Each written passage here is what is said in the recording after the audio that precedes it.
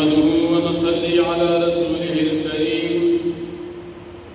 أما بعد فأعوذ بالله من الشيطان الرجيم بسم الله الرحمن الرحيم والذين يتوفون منكم ويذرون أزواجا يتربصن بأنفسهن أربعة أشهر وعشرا صدق الله العظيم سورة بقرة دیمه پارا وسو سلور دیشتم آیت مخی آیاتونو کی طلاق وغیرہ مسائل بیان شو اس پدیجے کی یو زنانا چه داغی خاون وفات شی داغی لعدت مسئلہ ذکر کی یا مخی آیاتونو کی دا عدت مسئلہ بیان شوا چه کمی زنانا تا طلاق ورکلی شی دیجے کی مسئلہ بیانی کی دا زنانو چه داغی خاون وفات سی او اغوی عدت دی ابتدا کی مسئلہ داو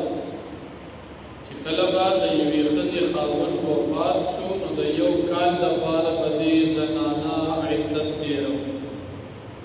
لیکن دا مسئلہ بیا منصوب اگر زیدلا بدی آیت سرا چه دا زنانا خاون وفات شی دا زنانه با لس رزی او سلور میاشتی عدت تیری بشرط دی که دا زنانه حامل نبی که زنانه چرت حامل دا غیر دا عدت مسئله رست رازی چاگا وضع دا حمل بچی پیدا کیدل کله چې زنانه دا بچی بیمار وی او عدت شروع وی خاون وفات سی یا طلاق ورکړي شي د دې عدت بعد بچی پیدایش سره ورکی بچی پیدا شو عدت سر ته ورسی یا یو زنانا ابو بنت مداغی زنانا عدت با دا ومیاشتی او بنزر وزی زکا آزاد زنانا د بنزی په مقابله کې کامل ده او د بنزی عدت دا د آزاد زنانا په نیمه آزاد زنانا لسرد سلور میاشتی دا دی پنیم باندی عدت بعد د بنزی زنانا بی بیا دا آیتی کریمہ رست چکم آیت رازی والذین یتوفون منکم ویذرون ازواجا وصیتا لازواجهم دا اغی آیت دا پاردا ناسخ آیتون دوار موجود دی باغی عمل ختم شوی دی او پدی باندی باقی بیا چې کله د دې زنانه عدت شروع دي د خاوند د وفات نه بعد دا بل لس ورځې او څلور میاشتې عدت دي کله چې عدت ختم شو نو دې زنانه ته اجازت دي چې د دې زنانه دا چا سره ځان نه نکاح کول غواړي دې ته بیا اجازت ملوي ورپسې دیم آیت کریمه کې مسئله دا چې زنانا کله عدت په دوران کې وي دا عدت د دې د طلاق نه بعد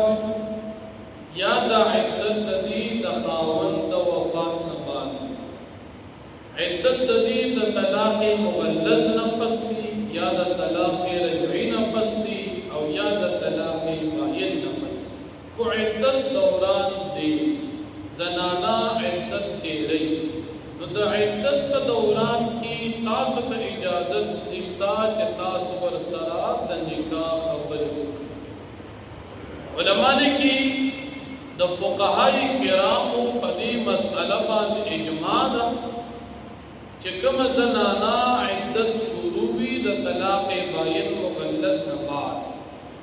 یا کوم زنانا خاوند وفات شو عدت شروع دي نو د دې سره نکاح کول حرام دي کم عالم ته چې معلومه وي چې د دې زنانا عدت شروع دي او بل چار سره ور نکاح تړي دا عالم په دایره اسلام نه خارج او مرتد شمار شي کم عالم چې دا نکاح د بل په عدت کې یو سړي له تړلا کم گواهان په وخت عدت د نکاح کې موجود وي یعنی د یو سړي نه عدت روان دي او گواهان په نکاح کې کېناستل بل چا عدت کې نکاح تړي نو کدی گواهانو ته معلوم و چې مسله لا عدت کې ده او بیان ناس دي د دې گواهانو نکاح هم ختمه د دایره اسلام نه خارج او مرتد ولی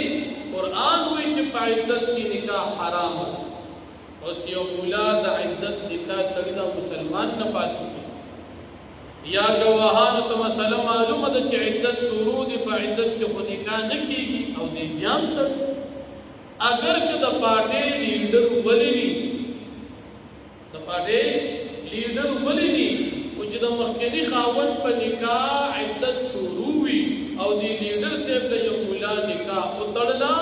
یا گواهان پکې کېناستل دا گواهان او دا مولا د دایره اسلام نه خارج او مرتد دي مسأله دا ده وګوره دې چې اسلام ته وګورو مشر ته لیډر ته نه ګورو اگر چې بعضی لیډران په عدت کې هم نکاحونه تړي او مسأله دا ده د عدت په دوران کې نکاح نه کېږي د بل سړي نه نکاح ختمه شوې نه ده نو نکاح څنګه کېږي اول خاون نکاح لا جاری ده دا اول خاون که چرتی دوران کې خاون وفات شو میراث ورته ملاويږي دا زنانه لا د مخکې خاون په نوم یادېږي دا غبان په مخکینی خاون باندې خرچه چلیږي او دا بل سر نکاح تر دی وخت نکاح نه کېږي نو که چا تړلی یا چا تړلا او مسله معلومه وي نو بیا د فقهاو اجماع ده چې دا نکاح نه ده شوې او کم مولا او کم گواهان پکې موجود وي او هغې ته مسله معلومه وي لیکن د هغې باوجود بیا هم دې په نکاح کې ناست اسلام نه خارج او په احکامو د مرتد باندې به دې جاری کړي دا مسله ډېره سخته او کتابي مسله ده په دیني مسایلو کې سستې نشته کومه چې د شریعت مسله وي هغه قابل قبول او قابل عمل وي پکار دا چې موږ دین ته وګورو موږ لیډران ته ونه ګورو بعض اوقات کې موږ د لیډر کار یو حرام هم وینو خو موږ وایي خیر دی مشر دی نه شریعت اول دی مشر کشر دا رستو رشتہ داری رستو دا نو مسله دا ده چې د عدت په دوران کې به نکاح نه کېږي عدت په دوران کې قرآن فرمایي چې تاسو به د ښځې سره وعده د نکاح نه کوئ عدت رواج ورته وته چې دا عدت کې ختم جزري په نکاح کو دا کول حرام دا خبره و سره د نکاح نه کېږي او البته زړه کې تاسې پټه اراده ساتل چې عدت ختم شي زه به سره نکاح وکړم دا جایز یا مثال هغې ته داسې خبرې کول چې هغه د نکاح وعده نه وي لیکن هغه که سوچ وکړي نو د هغې د نکاح میلان پیدا کېږي لکه مثال ته خو ښایسته ځوان یو زنانه طلاق شده عدت دوران یا خاوند وفات شوی دی او د عدت دوران